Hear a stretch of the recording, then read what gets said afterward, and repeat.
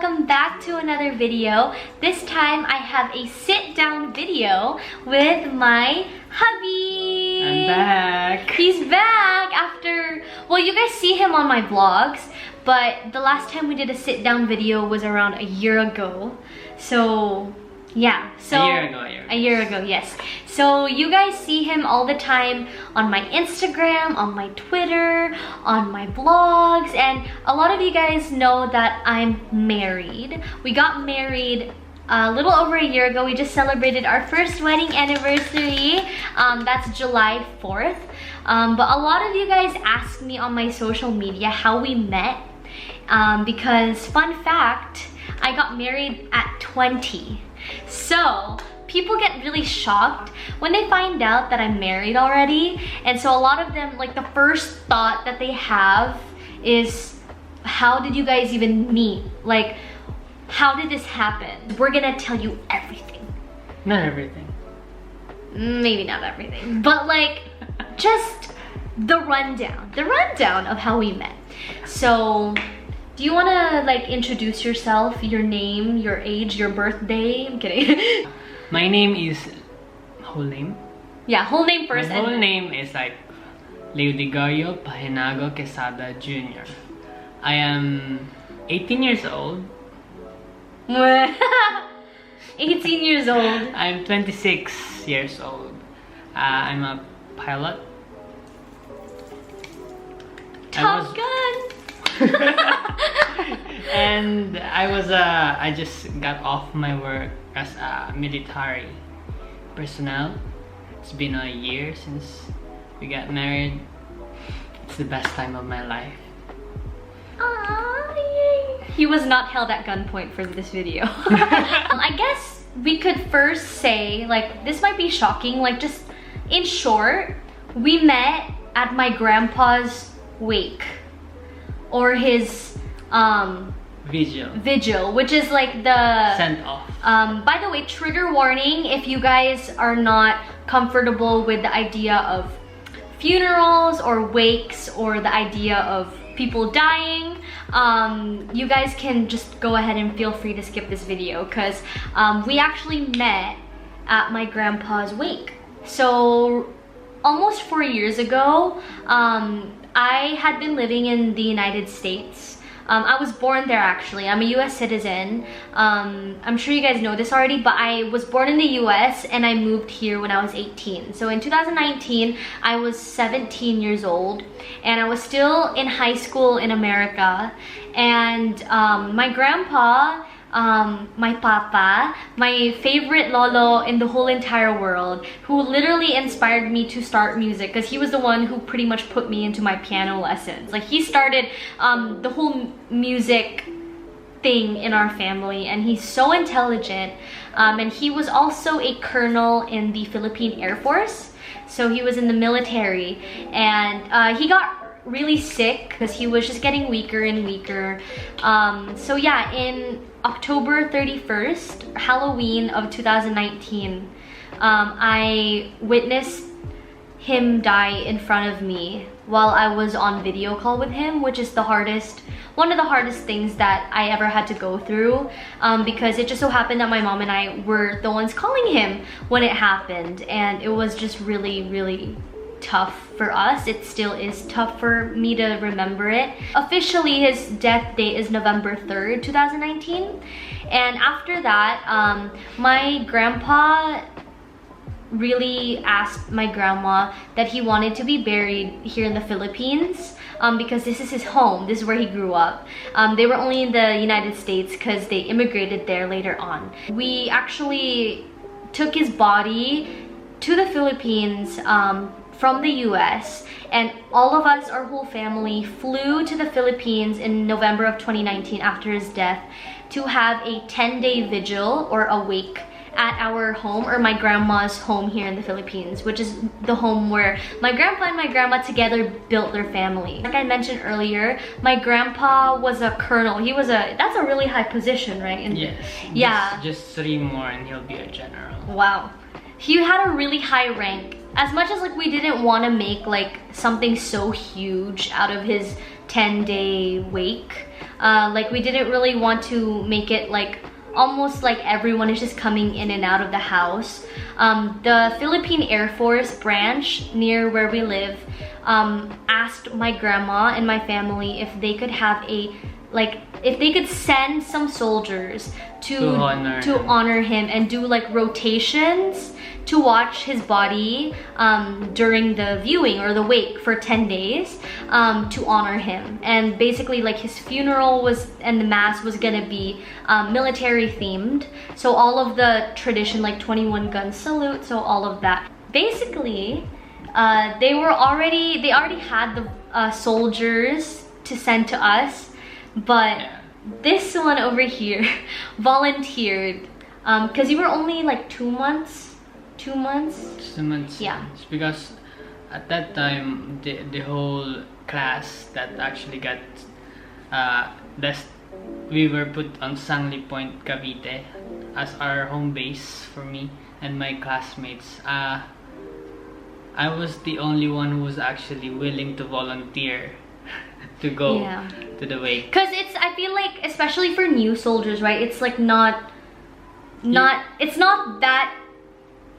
They have more the higher ranking of seniors officers. They have other things to do that are much more like needed. Like they're more needed inside the camp rather than those who are just starting out. They can actually do a lot of other things. Yeah, and because he was only like 2 months into the Air Force, like he was like a perfect candidate to be one of the volunteers for the vigil. And basically like on their off time, they could sleep in the like rooms that we gave them or eat with us. Basically like as our family, we had our like rotations also, because in the Philippines it's a tradition that no one from the immediate family should be completely sleeping, like leaving his body like alone. It's part of like our traditions.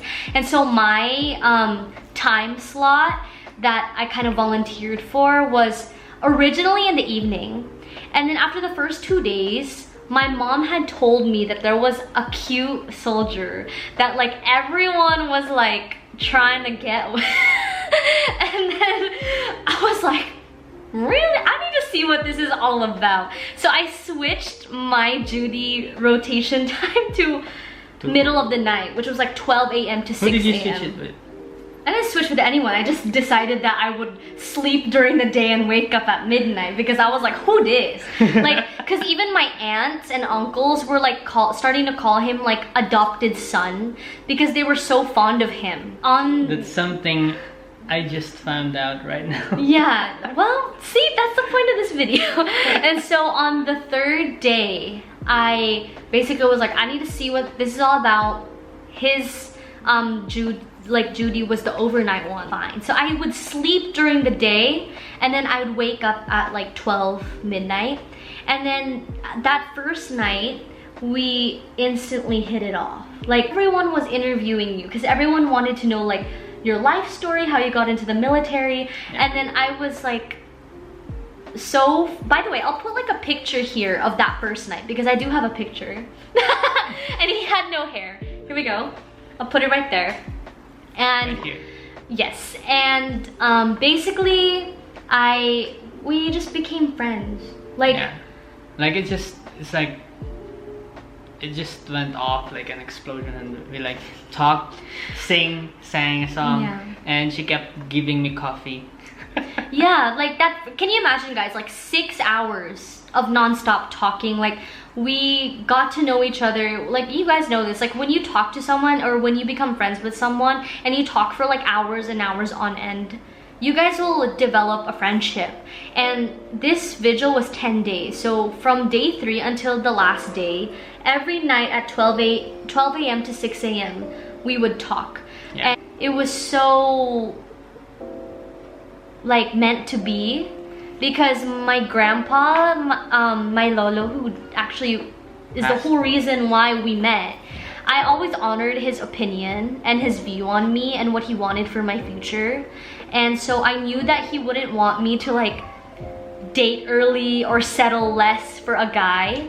And so I always thought of it as like, if I met him through my grandpa's vigil, then there must be a reason for that, like destiny almost. Like maybe my grandpa sent him to me because he knew like he would pass the standards. And it's true, it's true. The first time I actually stepped out of the military truck. First day. First day. I was holding 2 bags, very heavy bags, and 2 M14 rifles. The first thing I did was actually survey the surrounding because we have to go and meet the people we are going to like serve. And after that, before I even actually was able to cross the road, I saw her like just outside the door, like my jaw just dropped. I was like, ooh la la. Yeah, so he fell in love with me at first sight. At that time that I befriended him and tried to see what was up on the 3rd day, like he was already eyeing me. So like that's probably why we hit it off, because you were already like, I need to get this girl. And then came the time that we had my grandpa's final funeral mass and his burial. Obviously the whole reason that was my senior year of high school. See, we only went to the Philippines at that time to be with family and to be there for my grandpa and to complete the wake and the funeral. So I went home to America after that.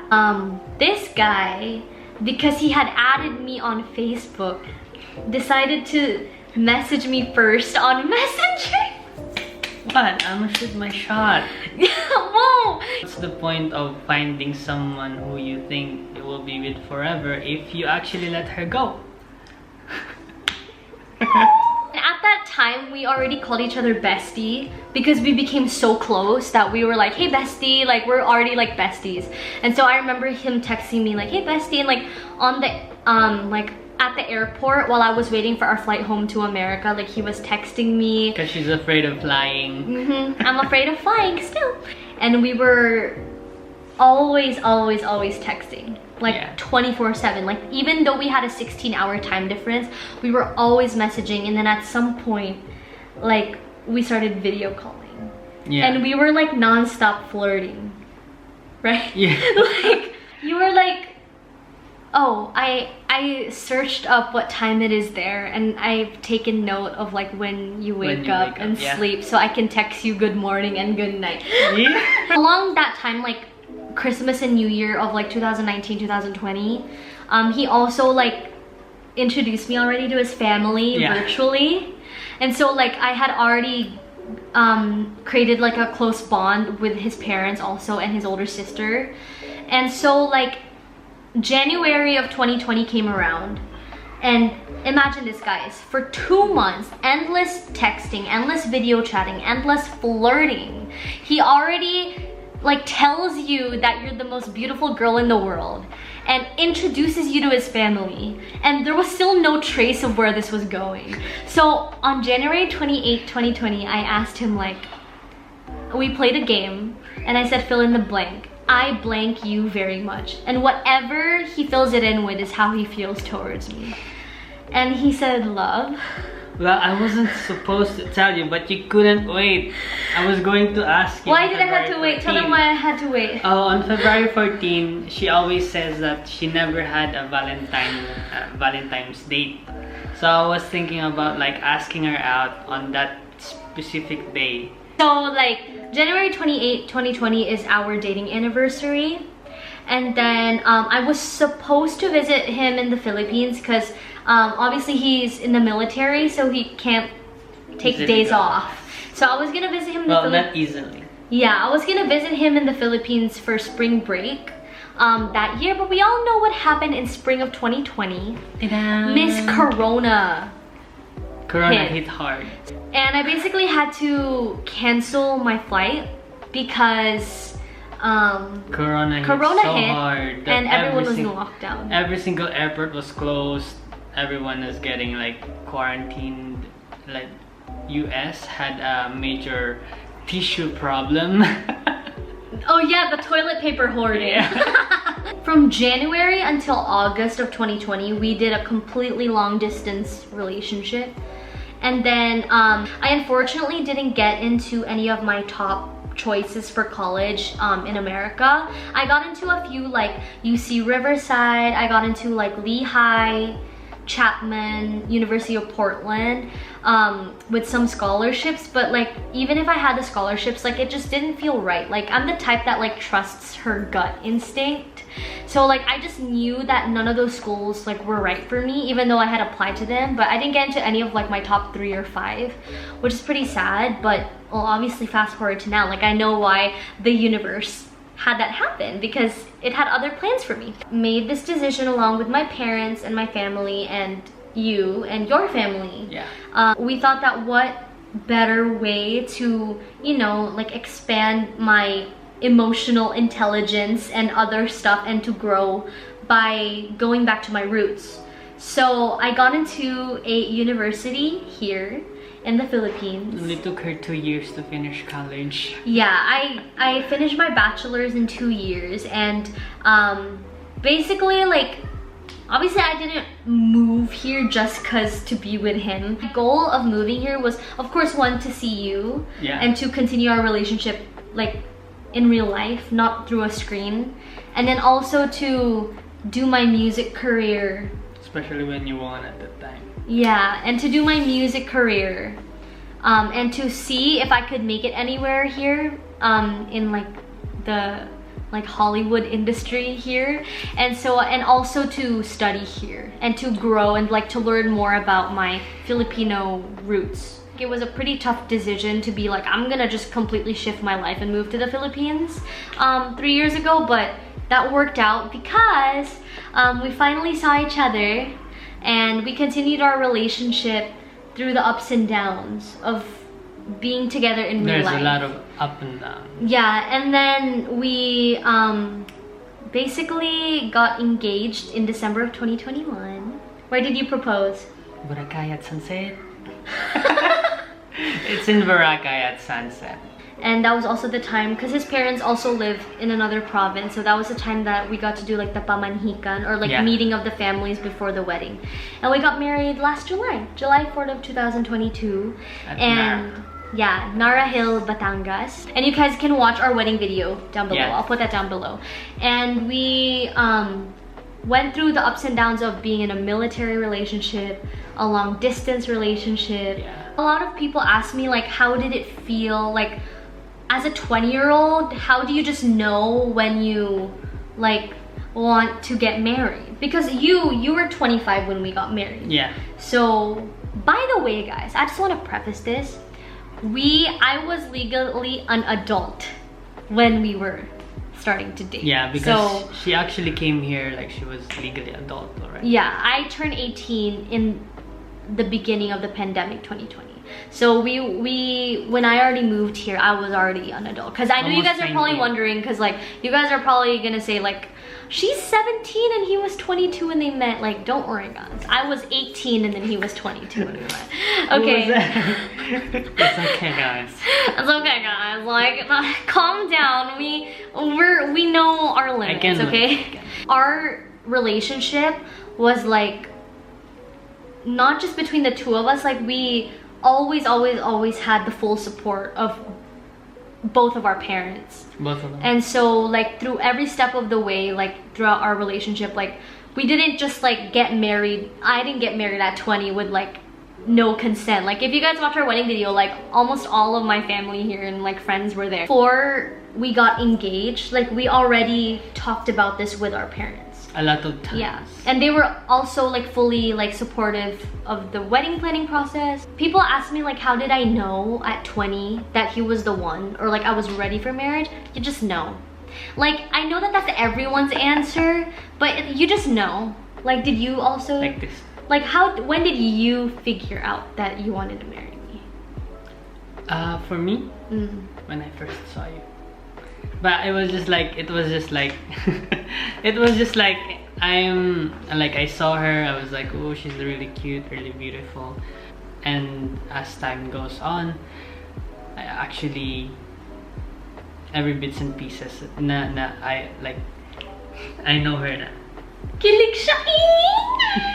In our opinion, like we really had that blessing from my grandpa. And I really think that my grandpa, like, as sad as it is that they never met, I like to think of it as destiny, because one of the last things that my grandpa told me before he died was he wanted me to be happy and also find someone that will make me happy.